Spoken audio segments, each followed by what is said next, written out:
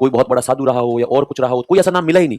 फिर लास्ट में किसी ने कहा यार अपने यहाँ तो अपनी विशेषता एक ही है, अपने यहाँ पे गाय की नस्ल है शाहीवाल, इसके अलावा हमारी पहचान नहीं है कोई, तो फिर क्या चलो गाय की नस्ल पे रख देते हैं, इसलिए गाय की नस्ल शाहीवाल रख दिया गया, इसलिए नाम शाहीवाल। रावी नदी के तट पर रावी नदी क्या है। अब अपन कहेंगे यहाँ से क्या क्या मिलता है, देखो ये बात याद रखना, अपन यहाँ पे वही चीजें देखते हैं जो यूनिक है, जो यूनिक है। तो कहते हैं एक तो यहाँ पर नदी के तट पर 12 अन्नागार मिले हैं, और ये 12 अन्नागार इस प्रकार से है। अन्नागार का मतलब जैसे एफसीआई के गोडाउन होते हैं, एफसीआई क्या होते हैं, गोडाउन होते हैं। तो 12 अन्नागार है जो 6-6 की दो दो लाइन में है, नदी के किनारे पर स्थित है। प्लस इसके सामने बहुत बड़े बड़े चबूतरे मिलते हैं, प्लस इनके पास में छोटी छोटी ऐसी कोठरियां मिलती है, और उन कोठरियों को देखकर हम लोग अनुमान लगा रहे हैं कि ये शायद लेबर के रहने के लिए होंगे, जिनको अपन कह सकते हैं कुली बैरक्स या फिर लेबर कॉटेजेस। लेबर क्या है, कॉटेजेस। अब ये सारे फीचर हमारे वर्तमान का जो है उससे मिलते जुलते ही है। वर्तमान में भी यदि आप कहीं पर भी जाओगे कोई भी मंडी के अंदर, तो मंडी का स्ट्रक्चर ऐसा ही होता है। मंडी के अंदर ऐसे बड़े बड़े वेयर हाउस होते हैं, उनके सामने बड़े बड़े चबूतरे होते हैं, उनके पास में ऐसे ऐसे लेबर के रहने के लिए क्या होते हैं, छोटी छोटी कोठरियां टाइप से होती है, जिसमें लेबर जब भी जो वो थकती है तो जाके थोड़ी देर क्या करती है, आराम करती है। अब ये चबूतरे क्यों होते हैं, चबूतरे होते हैं अनाज साफ करने के लिए, अनाज साफ करने के लिए और अनाज को चेक करने के लिए, देखने के लिए। ट्रस्ट नहीं होता। आज भी किसान अपना यदि जो है उसको अपना गेहूं बेचना है या कुछ भी बेचना है, सरसों बेचनी है, तो वो ट्रैक्टर की ट्रॉली भर के जो है वो जाएगा मंडी के अंदर, मंडी में जाकर फिर कहेगा साहब ये है, तो वो कहेगा सेठ कहेगा आड़ती कहेगा सैंपल लाओ, तो वो ऐसी कूपी डाल के अंदर से क्या है सैंपल निकालते हैं और वो सैंपल चेक करते हैं, फिर वो ट्रस्ट नहीं करता।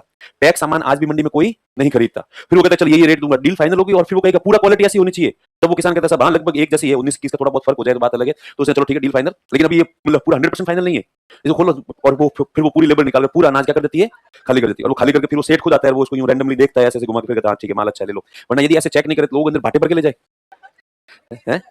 हाँ ठीक है, इसलिए इसको करते हैं। तो इसका मतलब यहाँ पर भी ऐसा है, इसका मतलब सेम था।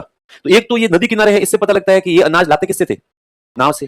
फिर 12 वेयर हाउस है इतने बड़े बड़े, इसका मतलब ये बहुत बड़ा शहर था, इसलिए कहते हैं शायद कैपिटल भी रहा होगा, क्योंकि आज भी जो बड़े शहर होते हैं वहां पर एफसीआई के गोडाउन होते हैं। प्लस यहाँ पर इतने बड़े बड़े चबूतरे, इसका मतलब अनाज साफ कर रहे हैं वगैरह, ये है। तो एक तो इसकी विशेषता ये है, ये प्रश्न आता है। दूसरा, यहाँ से एक कब्रिस्तान मिला है, इसका नाम रखा गया R37। अब R37 कब्रिस्तान है, इसमें बहुत ही सिस्टमेटिक ऑर्गेनाइज, मतलब बहुत ही सिस्टमेटिक कब्रिस्तान है।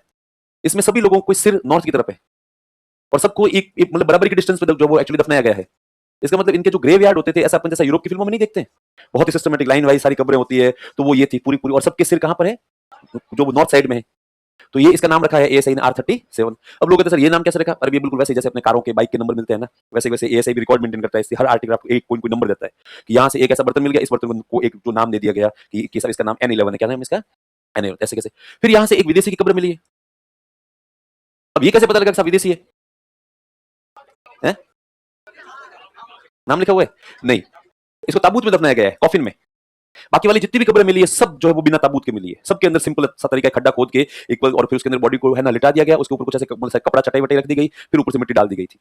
अपने यहाँ पर इंडिया में अभी भी जो है वो बिना ताबूत के ही दफनाने का प्रचलन है, जबकि यूरोप के अंदर जो क्या है ताबूत से दफनाने का प्रचलन है। तो मतलब इसको चूंकि ताबूत में दफनाया गया, तो फिर ये शायद तक यहाँ का कोई था ही नहीं, विदेशी था। हालांकि इसमें ये याद रखना, सिंधु घाटी सभ्यता के लोगों को लिपि का, स्क्रिप्ट का नॉलेज था, लेकिन प्रॉब्लम यह है कि इसे अभी तक पढ़ा नहीं गया, इसलिए हमारा सारा जो ज्ञान होगा आईवीसी में वो होगा अनुमान आधारित। इसलिए अपन जब भी लिखेंगे तब अपन बार बार शब्दों का प्रयोग करें, संभवतः, है ना, प्रोबेबली ऐसा था, संभवतः ऐसा था, क्योंकि जिस दिन लिपि को पढ़ लेंगे उस दिन हो सकता है हमारे द्वारा कही हुई बातें क्या हो जाएगी, झूठी साबित हो जाएगी, या तो पूरी झूठी हो जाएगी या फिर आधी अधूरी झूठी साबित हो जाएगी। इसलिए ये है, तब कभी अनुमान लगा सकते हैं। तब किसी ने कहा कोई राजा का होगा, तो नहीं यार राजा नहीं हो सकता, राजा बहुत रहे होंगे। कोई पृष्ठ रहा होगा, उसने कहा इसकी भी संभावना नहीं है, वो भी बहुत रहे होंगे। तो कैसा विदेशी रहा होगा, आया होगा यहाँ घूमने, मर गया होगा, उसके साथ में उसके कुछ लोग होंगे, उन्होंने कहा हमारे एक्चुअली ऐसे ताबूत में दफनाते हैं, तो फिर उन्होंने ताबूत लाया होगा और इसको इस तरीके से क्या कर दिया गया, दफना दिया गया। अब आजकल तो नई थ्योरी और आई है, कल परसों अपन देखेंगे, सीक्रेट्स ऑफ सिनोली। सीक्रेट्स ऑफ सिनोली एक बहुत ही अच्छी डॉक्यूमेंट्री बनी हुई है, लगभग 1 घंटे की है, बहुत ही वर्थ करती है। उसके अंदर मनोज वाजपेयी है, ठीक है। सिनोली एक्चुअली एक गांव है यूपी के अंदर, वहां पर अभी जो है वो कुछ सालों पहले ही एक्सकेवेशन हुआ है, उत्खनन हुआ है, और उस मतलब उत्खनन की कुछ जो यूनिक फीचर है वो सिंधु घाटी सभ्यता से अलग है। इसलिए जितने भी एक्सपर्ट है वो मानते हैं कि ये शायद सिंधु घाटी सभ्यता के ही लोग थे, लेकिन ये वहां से माइग्रेट होकर सिनोली में आकर सेटल हो गए, और फिर समय के साथ में इनमें बहुत सारे चेंजेस हो गए, बदलाव हो गए। और सिनोली के अंदर अपन देखेंगे, सिनोली में जितने भी लोगों को दफनाया गया सबको ताबूत में दफनाया गया है। इसलिए हो सकता है कि बाद में ये ट्रेंड आ गया हो ताबूत वाला, पहले ताबूत वाला ट्रेंड नहीं था, मतलब पहले ऐसे ही लिटाने का था, तो भी इसको खैर विदेशी मान लिया गया। इसके अलावा यहाँ से कुछ चीजें और मिलती है, जैसे कि एक चीज मिली, उसने एक बहुत बड़ा मुद्दा खड़ा कर दिया, स्वास्तिक। आईवीसी के लोग कौन थे, आज भी उसके ऊपर बहुत बड़ा क्वेश्चन मार्क है, कोई नहीं जानता सिंधु घाटी सभ्यता के लोग कौन थे। लेकिन ये मान लिया गया था कि जो ऋग्वेदिक काल के लोग हैं वो एक्चुअली मतलब ठीक है वो आर्य थे। वो कौन थे,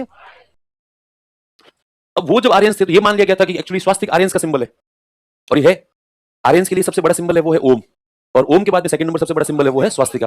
तो सब आर्यों का सिंबल है, इसका मतलब ये तो मतलब ऋग्वेदिक काल के लोग तो पक्का 100% आर्य ही थे। पर अब चूंकि यहां से स्वास्तिक मिल गया तब ये प्रश्न खड़ा हो गया, इसका मतलब तो इससे ये प्रूव होता है कि सिंधु घाटी सभ्यता के लोग भी कौन थे, आर्यंस थे। इसका मतलब ये थ्योरी गलत हो रही है कि आर्यंस यहाँ के नहीं थे, बाहर से आए थे। क्योंकि अपन लोग जो एक्चुअली हिस्ट्री पढ़ते हैं उसके अंदर कहते हैं कि आर्यन बाहर से आए थे, लेकिन अब ये हड़प्पा से स्वास्थ्य प्रूव करता है कि आर्यंस बाहर से नहीं आए थे, आर्यंस मूल रूप से यहीं के निवासी थे और हो सकता है यहाँ से माइग्रेट होकर गए होंगे बाहर। तो एक तो ये मिलता है, इसके अलावा और भी चीजें मिलती है, जैसे श्रृंगार पेटिका मिलती है और भी एक आदि ऐसी सील वगैरह मोहर मिलती है, तो वो भी अपन लिखेंगे। तो अब यहाँ से क्या क्या मिले हैं तो लिखें नेक्स्ट।